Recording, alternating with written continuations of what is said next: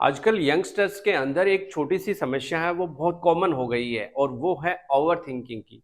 Over thinking को लेके लोग इतने परेशान रहते हैं कि एक नेगेटिव विचार आने के बाद में उनके माइंड के अंदर बार बार नेगेटिव विचार आते हैं और वो नेगेटिव विचारों की एक रील बन जाती है और उस नेगेटिव लूप से लोग बाहर नहीं निकल पाते हैं।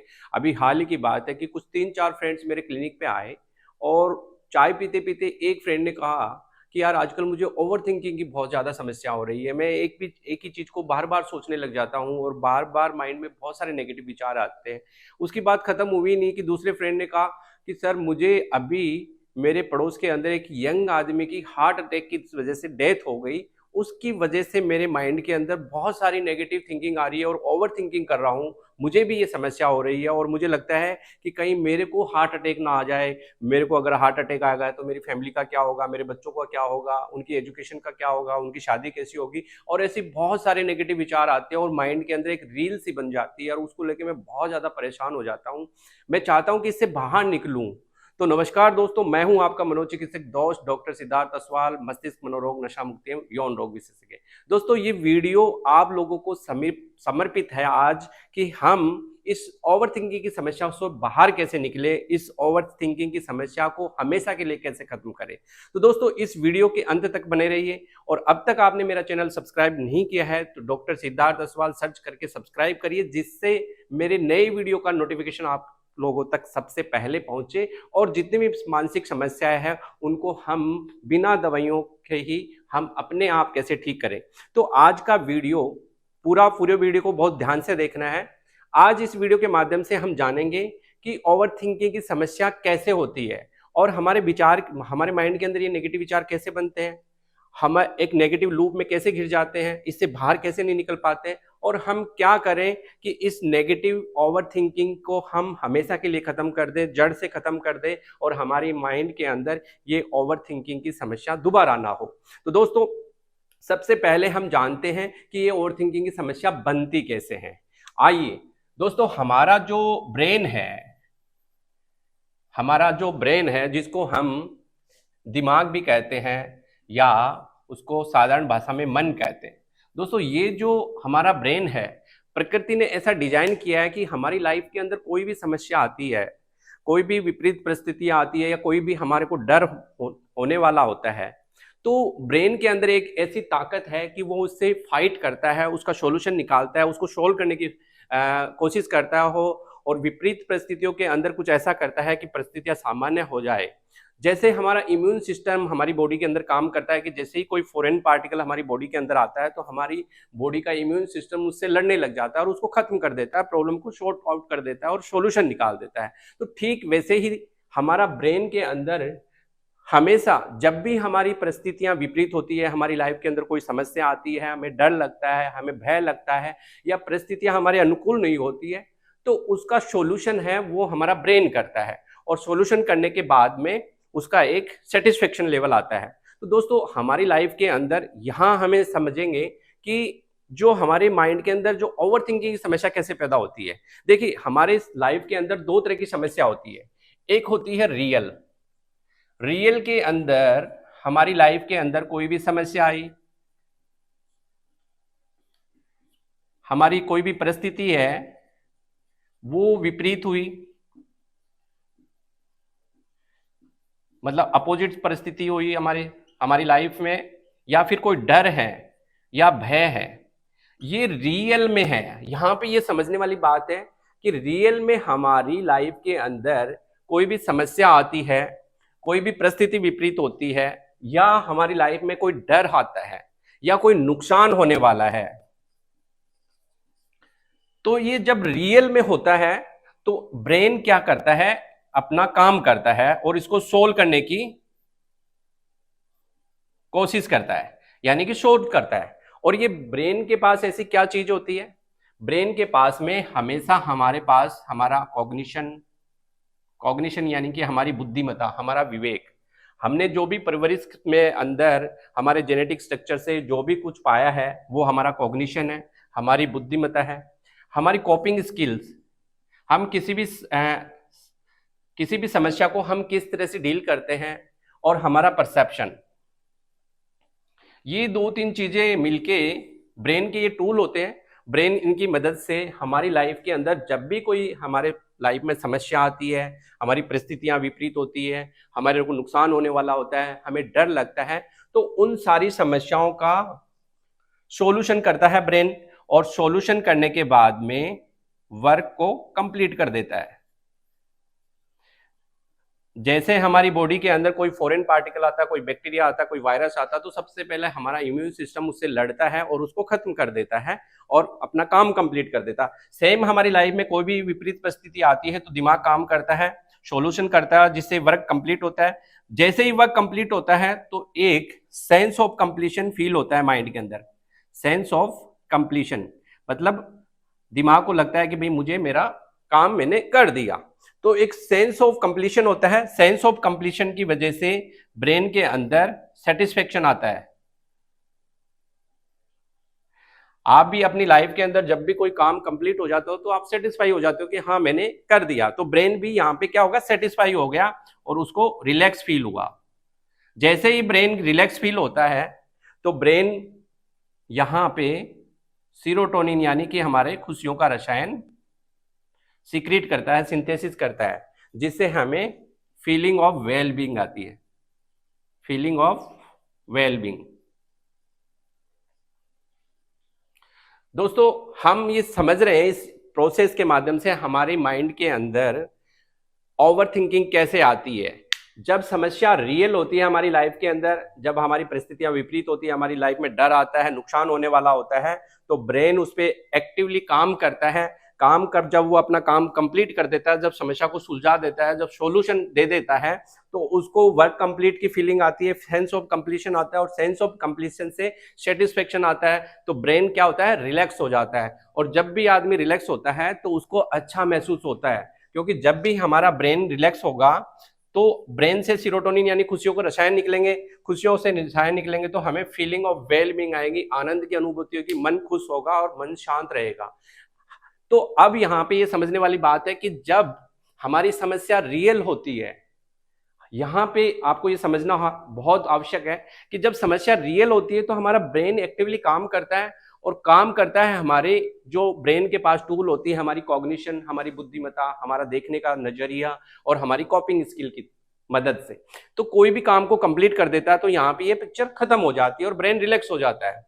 लेकिन ओवर थिंकिंग की समस्या कहाँ पैदा होती है? ओवर थिंकिंग की समस्या पैदा होती है जब हमारी लाइफ के अंदर हमारी समस्या फेक होती है, वो रियल नहीं होती है।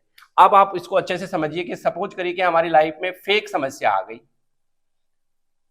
फेक प्रॉब्लम आ गई। कैसे आई फेक प्रॉब्लम? अब आप कहेंगे कोई भी नहीं चाहता साहब फेक प्रॉब्लम हो लाइफ के अंदर। लाइफ के अंदर समस्या तो रियल में ही होती है। दोस्तों फेक प्रॉब्लम इस तरह से आती है कि जैसे यहां पे अपन एग्जाम्पल से समझते हैं कि जैसे एक फ्रेंड ने बताया कि मेरे पड़ोस में एक यंग आदमी जो 45 ईयर एज का था, बिल्कुल हेल्दी था, एक्सरसाइज भी करता था, सब ठीक था, लेकिन उसको हार्ट अटैक की वजह से उसकी मौत हो गई। और उसकी वजह से मुझे लगता है कि वो हेल्दी था तो मैं भी हेल्दी हूँ और मुझे भी हार्ट अटैक ना आ जाए। और उस हार्ट अटैक की जो ऐसी नेगेटिव फीलिंग आई जो आपको, वो उसकी वजह से आपकी घबराहट बढ़ गई, पसीना आने लग गया, डर लगने लग गया, एक फियर, फोबिया आपके मन के अंदर बैठ गया कि मुझे कहीं हार्ट अटैक ना आ जाए और मेरी भी कहीं ना कहीं डेथ ना हो जाए। तो ये जो समस्या है उसको लेके आप बार बार डॉक्टर्स के पास जाते हो, कार्डियोलॉजिस्ट के पास जाते हो, फिजिशियन के पास जाते हो, बहुत सारी इन्वेस्टिगेशन करवाते हो। इको करवाया आपने, नॉर्मल है। ईसीजी करवाई, नॉर्मल है। आपने ट्रोपाई करवा ली, नॉर्मल है। सारे इन्वेस्टिगेशन नॉर्मल है, फिर भी मन के अंदर ऐसा आ रहा है कि यार कहीं मेरी हार्ट अटैक की वजह से डेथ ना हो जाए, कहीं मेरी डेथ हो गई तो मेरे बच्चों का क्या होगा, उनकी शादी कौन करेगा, उनकी एजुकेशन कैसे होगी, फैमिली को आगे कौन संभालेगा। तो ऐसे बहुत सारे नेगेटिव विचार आते हैं, उसकी वजह से एक नेगेटिव रील बन जाती है माइंड में और नेगेटिव लूप से आप बाहर नहीं निकल पाते हो और आपके माइंड के अंदर एक नेगेटिव न्यूरोनल पैटर्न बन जाता है और उसकी वजह से समस्या डेवलप होती है। तो ये जो प्रॉब्लम है, जो आपको प्रॉब्लम है, वो एक फेक प्रॉब्लम है। ये समस्या आपकी रियल नहीं है। तो इसमें क्या होता है कि इस पे फेक प्रॉब्लम को लेके ब्रेन काम करना शुरू करता है, ब्रेन वर्क करना शुरू करता है।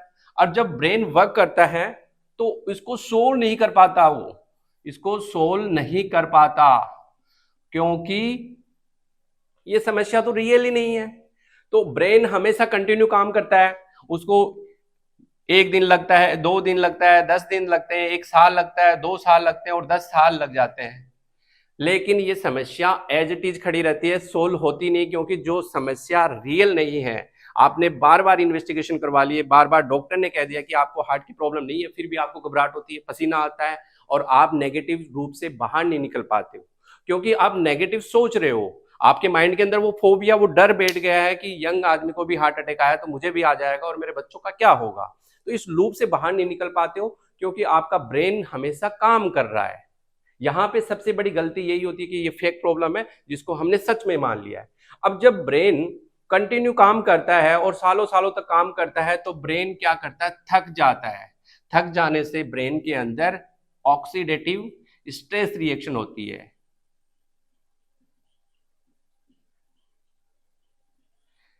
यहां पे देखिए कि नेगेटिव लूप कंटिन्यूस कैसे बनता है।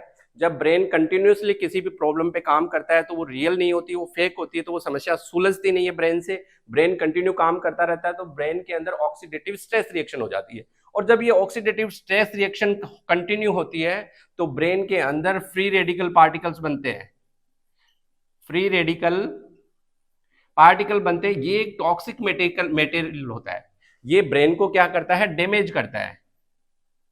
ये ब्रेन को डैमेज करता है तो उसकी वजह से हमारे न्यूरॉन्स के अंदर स्वेलिंग आ जाती है।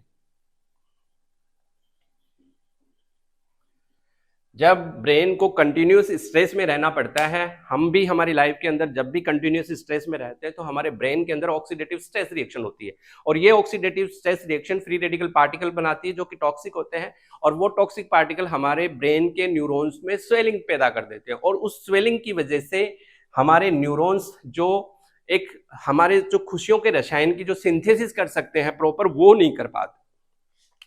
तो हमारी बॉडी के अंदर जो सीरोटोनिन बनना चाहिए था उतना नहीं बनता, और उसकी वजह से हमें दुख का एहसास होता है, हमें चिंता होती है, हमें घबराहट होती है, हमारा मूड खराब हो जाता है, एग्रेशन आता है, गुस्सा आता है, चिड़चिड़ापन आता है और सर दर्द करने लग जाता है। तो जब ये इस तरह की नेगेटिव फीलिंग आती है तो नेगेटिव विचार बनते हैं।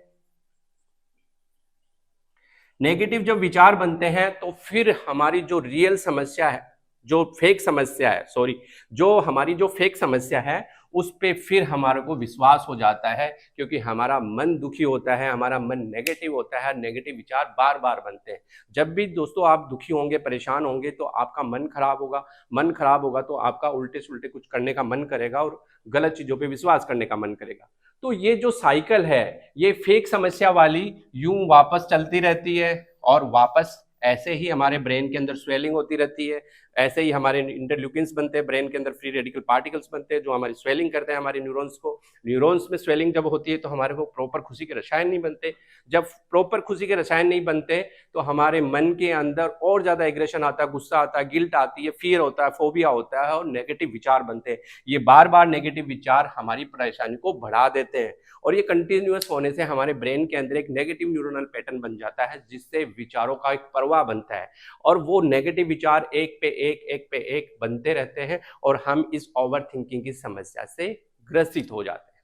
तो दोस्तों, इस वीडियो के माध्यम से हमें आपको यही समझाना था कि हमारी लाइफ में जब भी प्रॉब्लम रियल में आती है तो हमारा ब्रेन काम करता है और उस समस्या को निपटा लेता है। सपोज करिए कि जैसे आप एक स्टूडेंट हैं, 5 दिन बाद में आपका बोर्ड का पेपर है, और अचानक आपको पता लगा कि यार साइंस का वो थोड़ा चैप्टर मेरा वीक है और वो इंपॉर्टेंट है, आ सकता है। तो एक रियल समस्या है, क्योंकि एग्जाम आपके सामने है, आपने पढ़ाई नहीं करी उस पेपर के अंदर, तो आप साइंस के उस चैप्टर को बहुत अच्छे से क्लियर कर लोगे, और जब आपका ब्रेन उसको पढ़ लेगा तो यहाँ पे आपको नेगेटिव ओवरथिंकिंग नहीं आएगी, क्योंकि आपके ब्रेन ने वो काम कंप्लीट कर लिया, आपने पढ़ लिया एग्जाम से पहले।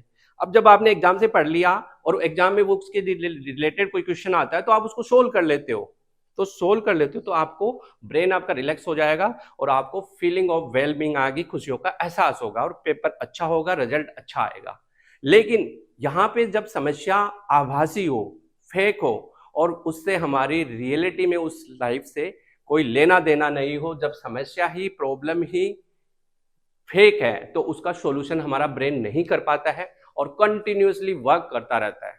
जब कंटिन्यूअसली हमारा ब्रेन वर्क करता है तो उसमें ऑक्सीडेटिव स्ट्रेस रिएक्शन हो जाती है, मतलब वो स्ट्रेस में आ जाता है, ब्रेन जब स्ट्रेस में आएगा तो उसके अंदर कुछ टॉक्सिक मटेरियल बनते हैं जो हमारे न्यूरॉन्स को डैमेज करते हैं, स्वेलिंग पैदा कर देते हैं।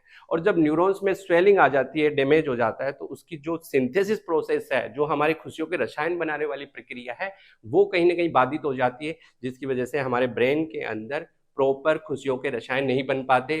उसकी वजह से हमें फिर बुरा लगता है और हमारे मन के अंदर नेगेटिव विचार आते हैं, और ये नेगेटिव विचार इतने कंटिन्यूस आते रहते हैं। और जब भी दोस्तों हमारी लाइफ में नेगेटिविटी लंबे समय तक रहती है तो अब वो हमारे व्यवहार में आ जाती है, और जब चीज़ें व्यवहार में आ जाती है तो हम उस लूप बन जाता है और उससे बाहर नहीं निकल पाते हैं, और वो नेगेटिव ओवर थिंकिंग बार बार हमारे ऊपर हावी हो जाती है। तो दोस्तों बहुत सारे लोगों के अंदर यही एक प्रॉब्लम होती है, प्रॉब्लम यहाँ पे फेक होती है और उसकी वजह से ओवर थिंकिंग। तो अब तक अपन ने जाना दोस्तों कि ये जो ओवर थिंकिंग की समस्या है वो हमारी फेक प्रॉब्लम की वजह से होती है, जिसका ब्रेन सॉल्यूशन नहीं कर पाता। अब आगे इस वीडियो के अंदर हम जानेंगे कि अब हम क्या करें कि हमारी ये जो ओवर थिंकिंग की समस्या है वो हमेशा के लिए खत्म हो जाए। तो दोस्तों बने रहिए आगे। ओवर थिंकिंग की समस्या को हमेशा खत्म करने के लिए अब हमें हमारे जो समस्या है उसके ऊपर ध्यान देना है। तो दोस्तों सबसे पहले जो हमारी समस्या है, हमारा डर है, हमारा फियर है या हमारा फोबिया है, जिसकी वजह से हमें नेगेटिव ओवर थिंकिंग आ रही है, ओवर थिंकिंग हो रही है, सबसे पहले हमें इसको हमेशा दूर करने के लिए ये आइडेंटिफाई करना पड़ेगा कि whether is problem is real और फेक। हमें एनालिसिस करना पड़ेगा कि ये जो समस्या है वो रियल है या फेक है। अब इसको कैसे करेंगे? जब भी आपको अब किसी भी प्रॉब्लम को लेके नेगेटिव ओवर थिंकिंग आ रही है तो सबसे पहले आप उस समस्या पे एनालिसिस करें कि ये जो समस्या है वो मेरी फेक है या रियल है। अगर वो रियल है तो दिमाग अपने आप काम करेगा और उसको सोल्व कर लेगा, लेकिन ये समस्या फेक है तो दिमाग इस पर काम करके परेशान हो जाएगा। अब इसका पता कैसे लगाएंगे? सपोज करो कि आपको लगता है कि यार हार्ट अटैक से मेरी डेथ हो जाएगी, आपको ये डर लगता है। आप बहुत सारे डॉक्टर्स के पास जा रहे हैं, मल्टीपल इन्वेस्टिगेशन करवाते हैं, इन्वेस्टिगेशन सारे नॉर्मल आते हैं, आपका इको नॉर्मल, आपकी ईसीजी नॉर्मल, आपका टोपाई नॉर्मल है, सब कुछ नॉर्मल है। तो फिर आप अपने दिमाग के अंदर जो सारे इन्वेस्टिगेशन नॉर्मल है, जब इन्वेस्टिगेशन नॉर्मल है तो आप अपने इस नेगेटिव थॉट को रिप्लेस करें पॉजिटिव थॉट के साथ। दोस्तों आपकी लाइफ में हमेशा के लिए ओवरथिंकिंग की समस्या खत्म हो जाएगी। आपको बस अपने मन के अंदर जो डर है, जो विचार है, उसका एनालिसिस करना है। एनालिसिस करने के बाद में आपके सामने एविडेंस आ जाएंगे कि मुझे हार्ट की प्रॉब्लम नहीं है, क्योंकि मेरे इको नॉर्मल है, मेरा ईसीजी नॉर्मल है और मेरे टोपाई नॉर्मल है, सब कुछ नॉर्मल है, और कार्डियोलॉजिस्ट ने मुझे कह दिया कि हाँ आपका हार्ट नॉर्मल है, आपको कोई हार्ट की प्रॉब्लम नहीं है। तो आपका जो थॉट है उसको वो गलत है, उसको डिस्प्यूट करना है, आपको उससे रिप्लेस करना है पॉजिटिव थॉट से।